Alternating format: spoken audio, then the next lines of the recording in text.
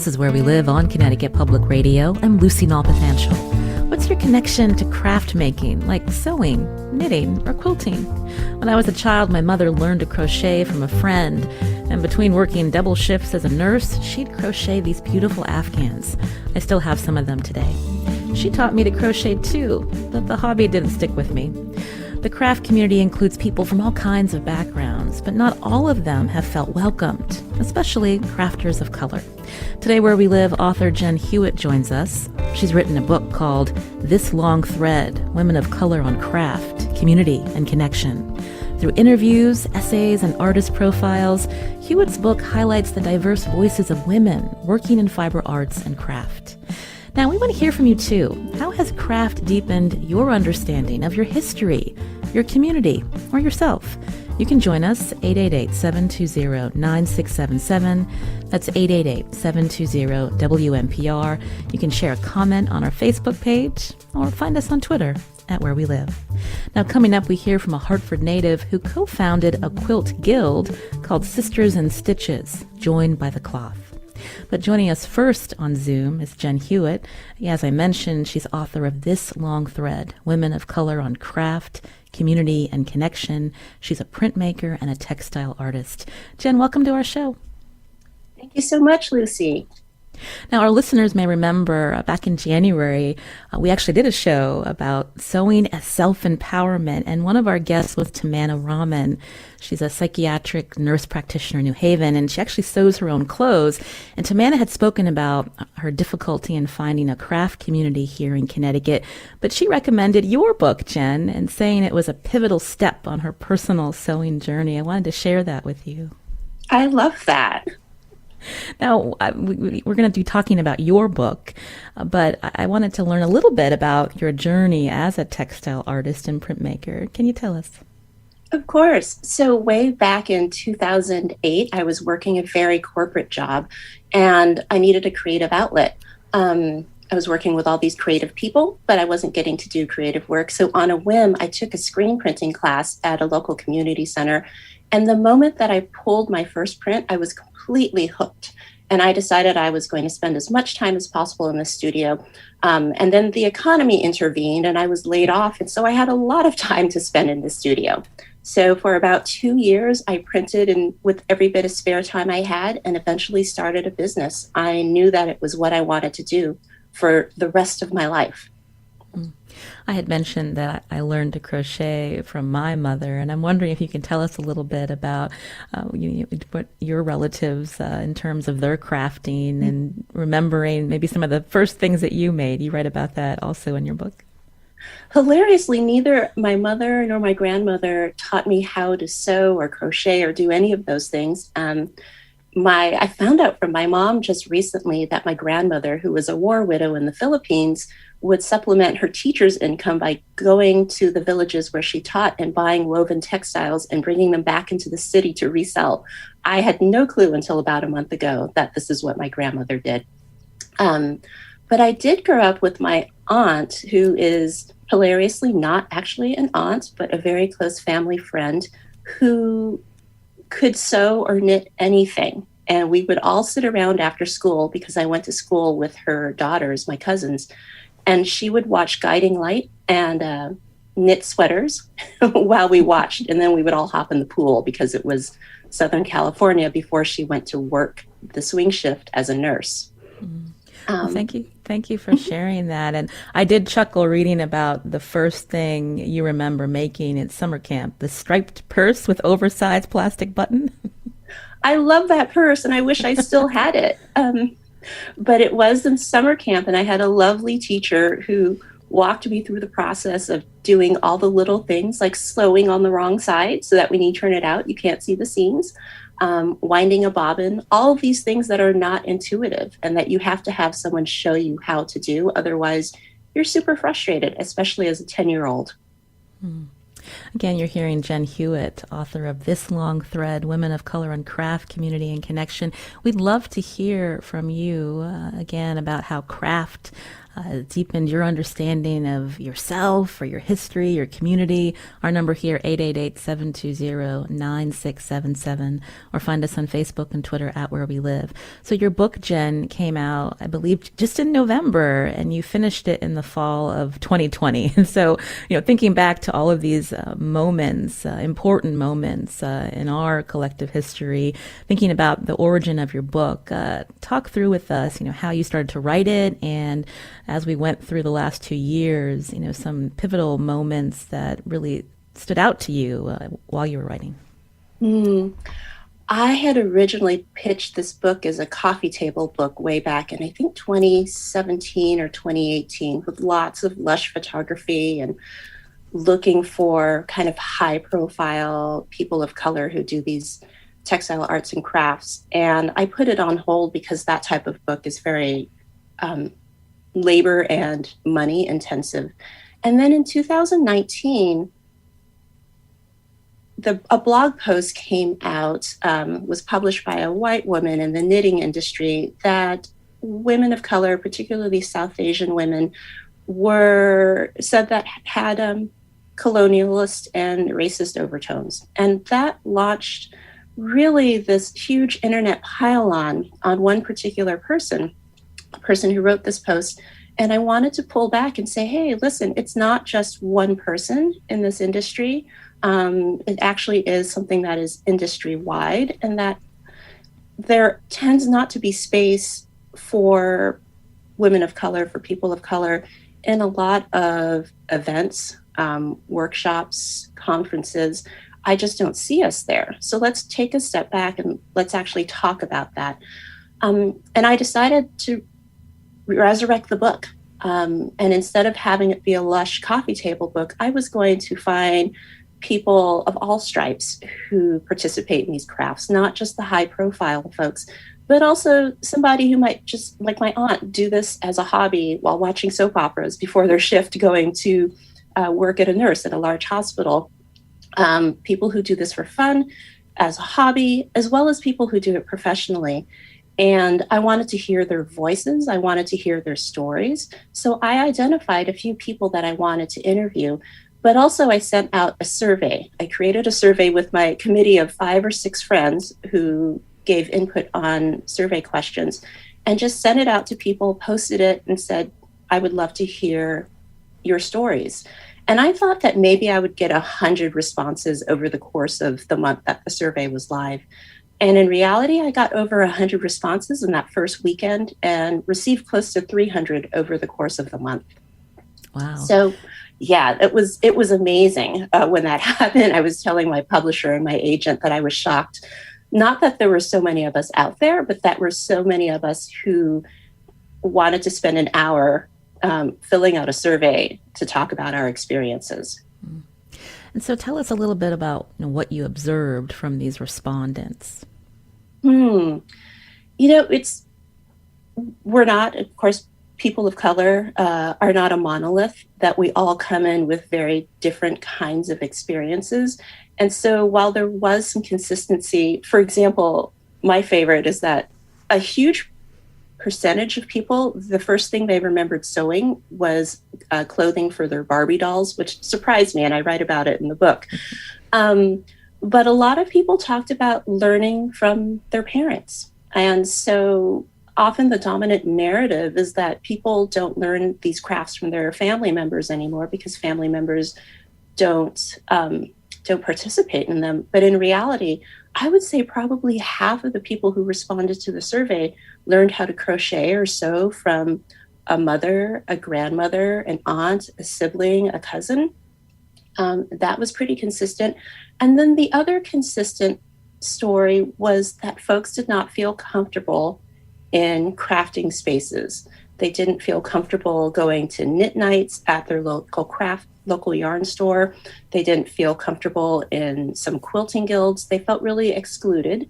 And when they did participate, they faced a lot of microaggressions and rude questions.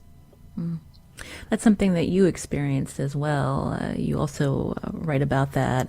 The fact that you're a woman of color, and if you're the only one, you're often getting questions about crafters of color. And I wonder if you can share that with our listeners. Yes, I was in a class, a pattern drafting class, and I was the only woman of color. I was the only Black woman. Everybody else was white. And it was a small group, maybe 5 people. And I have a fairly large social media following. And so I'd been talking about the process of writing this book. And a lot of people had really good questions about the book. And one person said, why is it that my group doesn't have any women of color? Is it just that culturally women of color don't join these groups? And I started to explain why. What I had seen, what I had read in the book or in the survey responses, as well as talk about my own experience. And then she jumped in and said, but I don't see color. And I knew that was coming. And so we had a little bit of a breakdown of that. I talked about, you might not see color, but color is something that I experience in my everyday life. And then I left because I was finished with my work and I decided I was going to have ice cream because the experience had rattled me so much. Even though I'm prepared for these conversations to happen, it still feels like they come out of nowhere when they do happen, and I'm always caught off guard. So I went and got ice cream. And I found out from, I think it was the instructor, that the conversation continued while I was gone. And they talked amongst themselves and really got what I was saying. And then sent an apology over to me via the instructor. And so I felt like that was actually a really productive conversation that I didn't need to be present for the entirety of. Right. You write that the audience for your book is primarily for people of color who are doing this work, but you also say it's for anyone who wants to learn more. And I wanted to quote here, you write, "I want to show that the fiber arts and crafts community is that much richer when there is space for our voices, not as window dressing, but as an important and integral part of this community." So can you tell us more when you use that metaphor, window dressing, and when we think about why representation matters? Mm-hmm. Well, in the last couple of years, since 2019, representation has gotten a lot better. And I have to say, representation is actually the easiest part when we talk about diversity, equity, and inclusion, that the diversity is the easiest part to start with, because often it just means inviting people in.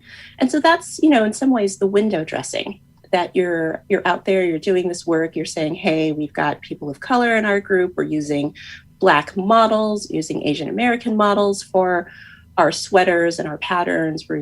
That's all really fantastic. But the question is whether or not the inclusion will last. And it's not just about, can we get these people to stay, but also, are we creating the environments in which people of color feel welcome, feel that their voices are heard, feel that they have a stake in the business, in the organization, in the company. So when I talk about window dressing, I'm talking about going beyond just the representation and going deeper into the longer term, more sustainable practices of having people of color actively engaged in your organizations. You're hearing Jen Hewett, a printmaker, a textile artist, and author of the book we're talking about today, This Long Thread, Women of Color on Craft, Community, and Connection. You can join us, 888-720-9677, or find us on Facebook and Twitter at Where We Live.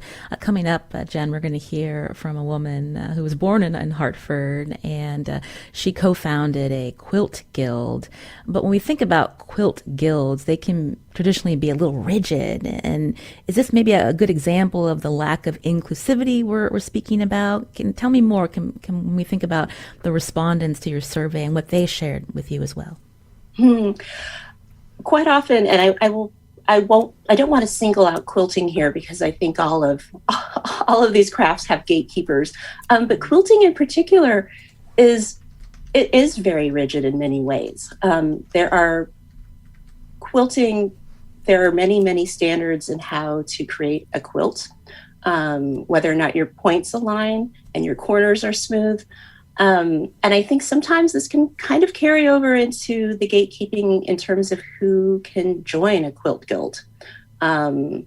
Subject matter is also another very big barrier to entry for folks. I profiled Sarah Trail of Social Justice Sewing Academy too, and she has been publicly scolded at major quilt conventions for creating and having her students create political quilts.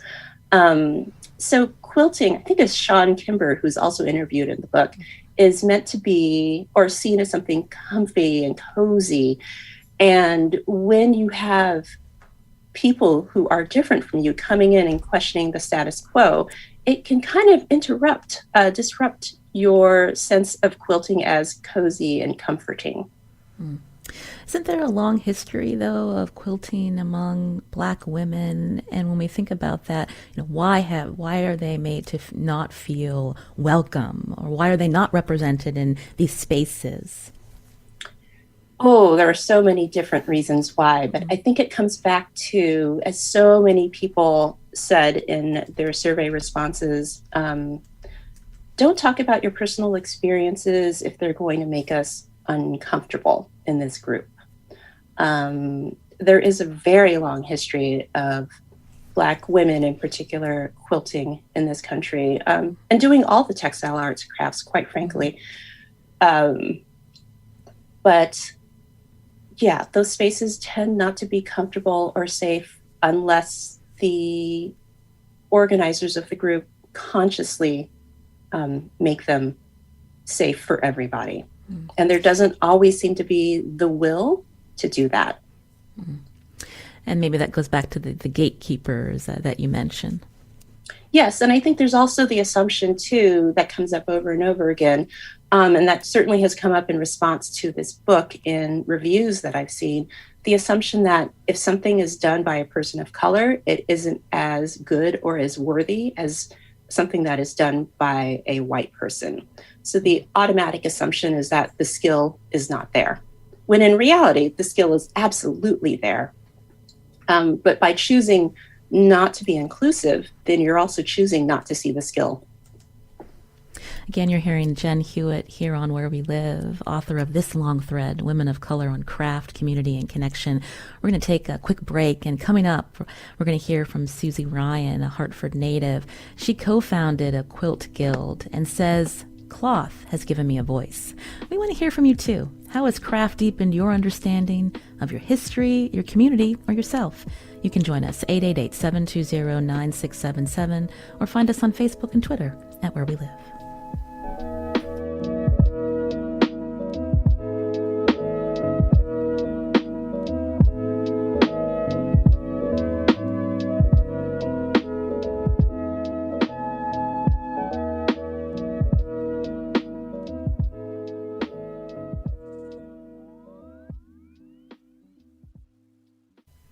This is Where We Live on Connecticut Public Radio. I'm Lucy Nalpathanchel. There's a diversity of voices in the modern craft movement. We're talking with author Jen Hewett, who's written the book This Long Thread. She highlights many women, the diverse work of women of color in the craft community. And we were just talking about quilting before the break. My next guest co-founded a quilt guild that's dedicated to preserving the art, history, culture, and traditions of African American quilts. On the phone with us now is Susie Ryan, who's also an author, a fiber artist, and social justice activist, and she's co-founder and president of Sisters in Stitches, Joined by the Cloth. Susie, welcome back to the show. Thank you. It's good to listen to hear both of you this morning. I mentioned that welcome back because you were on, I believe about a year ago, we were talking here on the show about witness stones in our state, which commemorate the lives of individuals who were once enslaved, including your ancestor, Venture Smith. And for listeners who may not know, Venture Smith was an enslaved person. He bought his freedom in Connecticut. He documented his life in an autobiography, and it's one of the earliest known books by a formerly enslaved person that was published back in 1798. And so on that show, Susie, we learned that you're also a quilter. So tell us about your deep connection to this craft and the ways you use it to tell your story. So I've always been interested in making a quilt. My mother taught me how to sew at a young age. She's an expert seamstress, trained in Germany since like junior high for her. And I'm not a math person. So I didn't do well with mitering corners and making everything precise. And I took a quilt class with a woman of Jamaican descent, black woman, and I fell in love with the piece that she had shown me. And the piece that she had shown me was applique, and I have always done embroidery and some crocheting, but I just fell in love with the piece, and I was like, I can do this, because I truly love hand stitching over using a machine. And on my mother's side, there was no quilt making. It was, we had wool blankets with satin seams or bindings on them. And on my paternal side, there was quilt making, but it was never really passed down in our family from my father's paternal side. Mm. And then I just fell in, again, I found a way. I guess it's like quilting to me with applique or the story quilts, which I started to create. They also gave me a way to tell stories of our African American history, my family's history, and I'm always an advocate pushing for African American history, which is American history, to be taught in our public school systems. Mm-hmm. You mentioned story quilts, and we read an essay that you wrote about your connection to cloth, titled "Cloth Has Given Me a Voice." You noted that Venture Smith also wrote on linen. And so how did you make that discovery? And when we think about the story quilts, describe some of them for us. Okay, so the fact that throughout Venture's narrative, he was a very frugal person and throughout his narrative, and he actually didn't write the narrative. It was oral history, so that's another reason why I love doing the storytelling, because I believe that storytelling is the root of our history, and the fact that his stories have been proven to be accurate throughout different scholars researching his work. So his narrative was actually printed on paper woven with linen. And he, during his narrative, or throughout his narrative, he's talking about the price of clothing and linen, and that linen was considered fine cloth, and he was happy with just the regular calico or homespun. That's actually what his terms were. And then the storytelling, I've created quilts. One of them that I created, and it is telling the story of Venture's 26 acres that was recently, I'm saying recently within our time frame, since 2009, was recently discovered. First known piece of property that Venture owned in Stonington, Connecticut. And as a child, my family used to go fishing, picnicking, and take my grandfather and my uncle's boat, and we would go out to Fisher's Island. And throughout this time, we had no idea that that was actually like the very path that Venture had taken when he owned that property in Stonington, Connecticut. And so the one piece of quilt, or the one quilt that I did make that tells the story, is an actual map of that 26 acres. And my grandson had found a rock on the property, so I used the rock to place on the quilt marking where they think that Venture's home was, or more like a cabin. That wasn't really true home, more like a cabin. And so, throughout all these years, it's like more research has been done, and archaeologists have gone back to the property, and lo and behold, my 26-acre, sized down piece of quilt is really telling the story, and it's also incorporating my grandson because he found the stone on the property, and it's just the stone. I have to give credit to Liz Scott, who was a professional. She was an African American woman out of Maryland, who really believed in telling stories with her quilts too, and she used a lot of rocks in her quilts, story quilts. So I'm reflecting what I've learned from different people, but I'm also putting in my personal history and teaching other people about the history of my ancestor. Thank you for sharing that with us. You mentioned that first class that you took. So in the 90s, the late 90s, this quilt guild was co-founded by you and a friend, Sisters and Stitches, joined by the cloth. Tell us about your quilt members today. Okay, so it was a good friend of mine since college that helped co-found it, and other members.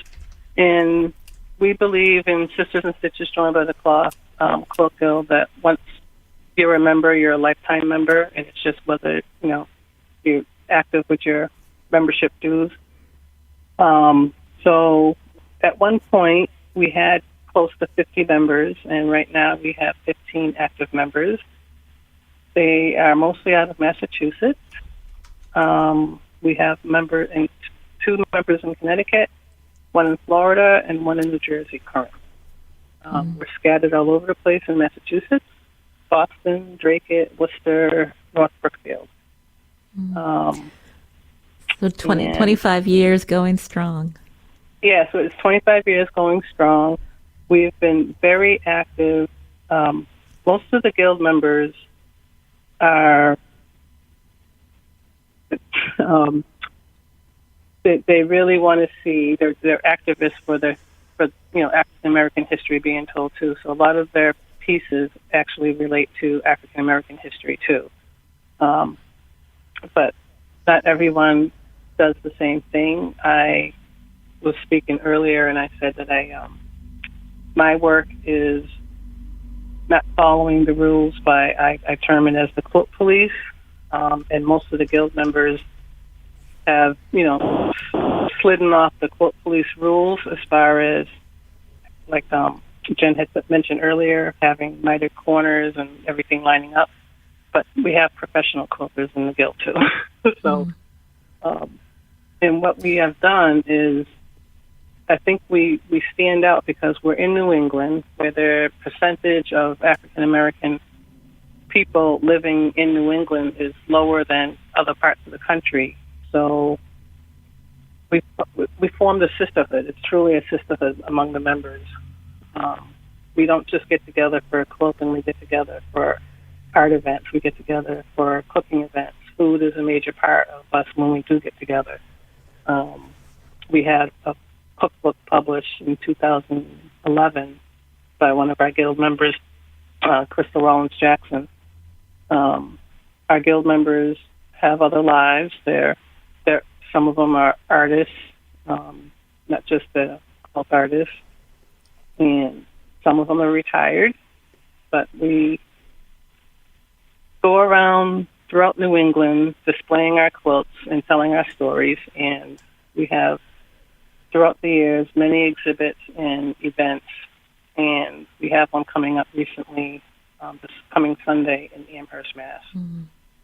For Hands Across the Valley Quilt Guild, where we're actually telling our story and sharing our historical quilt storytelling by request by the guild members from Hands Across the Valley.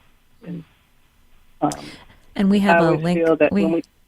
Oh, I'm sorry. You So I had just that wanted to link. mention to our listeners, we have a link on our website to Sisters and Stitches, also .org, so that people can learn more about your organization, including some of these events. You mentioned a sisterhood. I just wanted to read a comment we got on Facebook. Brenda writes, in Branford, I meet with a group of women every Tuesday evening to knit together.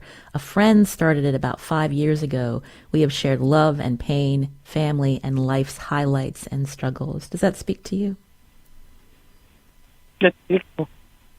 And we do exactly that. We share everything, and we've and I just want to put out there too that even though it started off with a group of Black women that did not feel as comfortable in other guilds, this is the only guild that I belong to, and we do have members that are not of African descent or Black, and we open arms to any of these women who want to join us, and the women that do belong, and we've had men in the past too, they just feel something spiritual, and I'm quoting one of our guild members, it's a spiritual feeling and it's a good feeling, she says, when she gets with the sisters. So I want to pat all my sisters on their back for making people feel welcome where we came together because we weren't really feeling that sisterhood from other places that we had been going to display our clothes. Jen Hewett is still with us. She's a printmaker, textile artist, and author of this book, This Long Thread, Women of Color on Craft, Community, and Connection. Jen, I wanted you to respond to what Susie shared, including when I think back to her essay, she writes, so much of my memory is carried through cloth. That also mirrors a quote that opens your book. Can you tell us a little bit more? Yes, I will read it in a second, but the backstory of this quote is it's what lends the title to the book, This Long Thread. When I sent out the survey, I told my editor that I would find the title for the book in the survey responses. I just knew I would. And I received a response from Ms. Cecile Lewis, who is in Minneapolis, who is in her late 60s, maybe early 70s. Ms. Lewis, if you're listening, I hope I didn't misage you. And she writes, "The stitch is a human invention that binds us. It is an old, expressive, and universally understood language. The stitch is ubiquitous in its application. It mends tattered garments and surgical incisions. It holds together the precious elements of haute couture, as well as the blocks of a quilt that welcomes a new baby. The stitch closes the winding sheet. Humans have employed stitches throughout history. The stitch is made with a thread that encircles the globe. It travels through continents, cultures, and eras. I am just another hand that touches this long, long thread." Oh. That's beautiful. Susie, did you want to respond to that quote that Jen read? Yes, that is beautiful. It's so in sync with what I always say, and to put it in a shorter term from my perspective, when we are born, we are swaddled in cloth, and when we pass, we are dressed in our best. So the stitching just adds one more extra special link to that whole statement. Mm-hmm. We heard Susie talk about what prompted her to start the guild and how they have quite a sisterhood now where they feel comfortable and they're not hounded by the so-called quilt police. So I wanted you to respond to that. That's a story that I've heard over and over and over again about being hounded by the quilt police or the knitting police. There are so many barriers to entry for folks. Knitters often look down on those who use acrylic yarn, and people get sniffed at in quilt groups because they show up and they're knitting something with yarn they bought at a big box store. I personally don't belong to any textile art groups in a formal way. It's always been an informal thing of meeting up with friends, and we all bring whatever we're working on or nothing at all and just sit around and chat. One day, maybe I'll join a formal group. But a lot of my crafts, which are, for example, I sew clothing, it's just not very portable. It's not an easy thing to carry to a group meeting. I've just started quilting, so we'll see how that goes. I have been working very hard at keeping the quilt police language out of my mind while I quilt, and just having fun with it. So we'll see what happens. Mm. Well, I want to thank... I just want to say, go ahead, too, Susie. The quilt police are, Jen, thank you for saying, in the knitting and, every aspect of creating something, making something.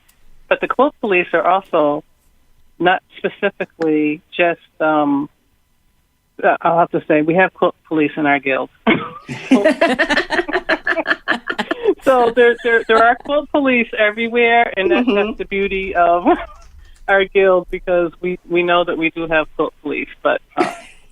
it's just the added, and it seems to be the seniors. And I'm a senior, but I'm not the senior. So, and I will say, I think a lot of the gatekeeping that goes on in groups in general is actually done by the more senior members of the group. Because they're a bit set in their ways, and new folks are coming in with new ideas. And there is certainly that tension that happens. Definitely when I've heard stories about that, it's the young 20-something who's super excited to go to a knitting group and shows up with her acrylic yarn. And then the older ladies who are, and I say older ladies because I am almost 50, so I feel like I'm one of the older ladies now, but the older ladies who are using their $28 a skein wool hand-dyed yarn are looking down on, the newbie who's super excited to be trying something out that's new. Same with Vanessa Vargas Wilson, who I interviewed for the book, who's very, very well known as a quilting instructor. When she first started out, she would go to the quilt guilds with her scrappy quilts that she was making, and the ladies would laugh at her behind her back.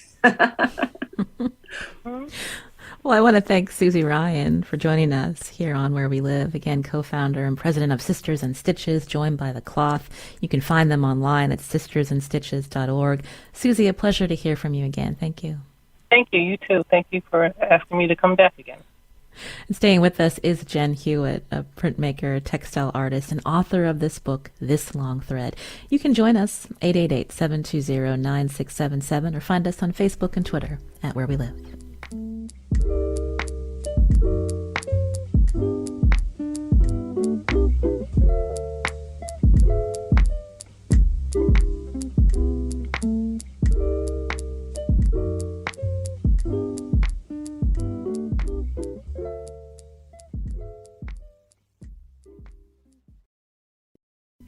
This is Where We Live on Connecticut Public Radio. I'm Lucy Nalpathanchel. My guest today is Jen Hewett, a textile artist, printmaker, and the author of This Long Thread, Women of Color on Craft, Community, and Connection.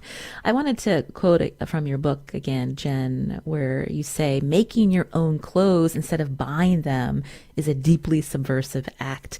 Can you talk about that? Ooh, well, fashion changes. And so you're constantly conforming your taste to what is available in stores if you're buying off the rack. But if you're creating your own clothing, you're actually rejecting the seasonality, the dictates of fashion and trends, and making things that fit within your own taste on your own body, instead of trying to conform with what is sold to you. Mm. And that's something that you get into with your conversation with Sonia Phillip. Again, feeling liberated that you're able to create something that's exactly what you want versus what ready to wear puts out for us to try on and maybe not quite fit the way we exactly. Like. Right. You also interviewed some other people And I wanted to mention this essay that Mia wrote. If you could say your name for me so I don't mispronounce it. But she talks a little bit about some of the heavier or harder to describe pieces of crafting. Let's hear the clip first. I think crafting goes really quickly to things like grief or family dynamics or body image and culture and accessibility, times when you felt ostracized. All of those things are in there. And it's really hard to just talk about it on the surface without suddenly stepping into this really heavy emotional thing, which I think is one reason why I like it. So she brings up a lot of themes there, Jen, from grief to body image. And so I wanted to hear your take on that, where how the act of making gets us into these conversations. Well, when you're making something, it requires you to be fully present with whatever craft is in front of you. And that can bring up some really difficult things. Sometimes I'm sitting and working on my quilt and thoughts arise and I think, oh, I don't want to deal with this, but I have nothing else to distract myself. So often I think those feelings are what comes up when you're sitting and you're quiet. Particularly with body image, I think it comes back to that idea again that you're confronting your body in a way when you're making clothes that is very realistic, right? That if something doesn't fit you, you take out the seams and you try again. That can be sometimes hard. You're not beholden to a number in a store. You're not beholden to a size 6 or a size 8 or whatever it is size that people want to be. You're actually looking at your bust measurement, your waist measurement. This works for sweaters and knitting as well. And you're being very realistic about the body that you are trying to fit. And there's a sense of liberation in that too. Again, that idea that you're making something to fit you instead of making your body fit what's out there. I'd mentioned Sonia Phillip earlier. She made the point, everything is curated. That will be the word for this period in time, curation. So elaborate on that point for our listeners. Yes, and I've thought a lot about this. Sonia was actually my very first clothing sewing instructor. So much about what I learned about sewing clothing, I learned from Sonia. But this idea of curation, I think, is really something that's sprung up with social media in particular. And curation is really more about the selection of things for display. So when we talk about we're curating our wardrobe, it's about buying things and having things for, say, the outfit of the day post on social media, which may not be as much of a thing anymore. I don't know. So the focus is way more outwards, and it's less about creation and much more about consumption and display. Whereas collecting and making are very much about finding things, creating things that appeal to you, and making the things that appeal to you. We got a call from Deb in Tolland, and we're short on time, so I'm just going to paraphrase here that she wanted to note there's even some policing around fabric choice, whether acrylic or natural fabric. So can you elaborate on that? Oh my gosh, there's so much gatekeeping on that. I will say that I don't want the barrier to entry for so many of these crafts to be financial, that I think we all show up with what we can afford to do. Afford to buy and with the amount of time that we have available to us. But yes, with fabrics, there's very much a movement towards natural fibers, linen and cotton and silk, if you have the skill to sew with certain types of silk fabrics.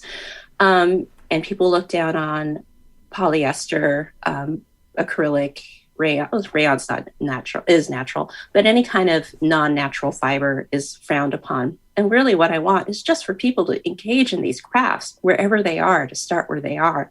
And for other folks to understand that it is in many ways a privilege to be able to do this and to have the time and the space to do these crafts. So whatever it takes for people to get started, whether that is buying things from a big box store with a 40% off coupon, that's totally fine.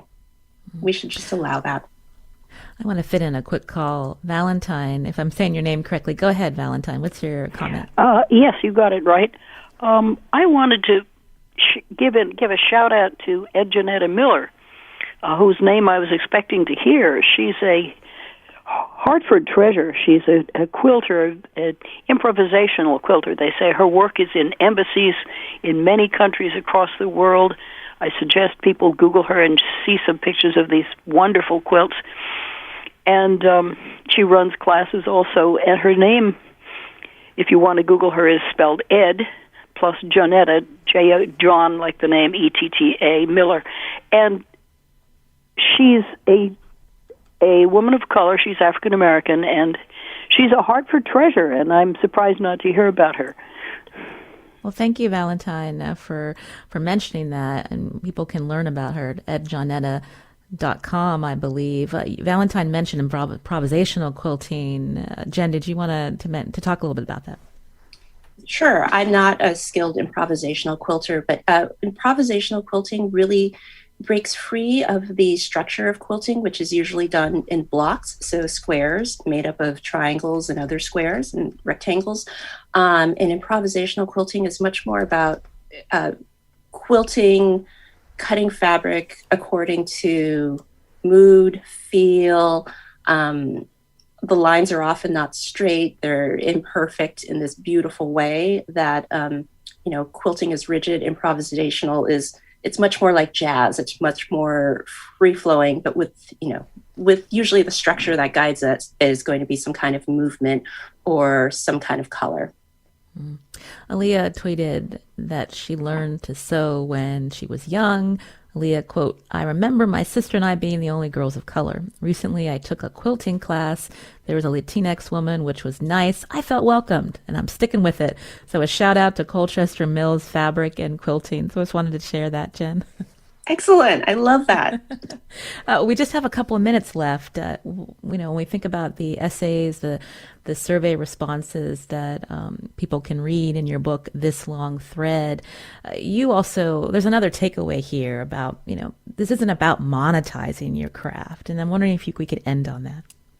Certainly. I fully believe in having hobbies that are purely for pleasure and not to be monetized. Life is hard. We are expected to work hard. It's expensive, right? Living is just really expensive. And it's important to have an outlet that is purely for the fun and the pleasure and often the community of it, rather than having to turn it around and sell it and expect to make money out of it. It is also very, very hard to make a living strictly on handmade work. You'll never get paid for the time that you put into it. So in many ways, handmade work is priceless, whether it's amateurly done or expertly done, it doesn't matter. What is really important about it is the value that you, the maker, get out of it. Well, it's been a pleasure to hear from you and to learn about the process in this book. Jen Hewett, again, is a textile artist, printmaker, and the author of This Long Thread, Women of Color on Craft, Community, and Connection. Thank you so much for your time today, Jen. We really enjoyed talking with you. Thank you, Lucy. It was a delight. You're listening to Where We Live on Connecticut Public Radio. I'm Lucy Nalpathanchel. Today's show produced by Katie Pellico. Our technical director is Kat Pastor. We're back tomorrow.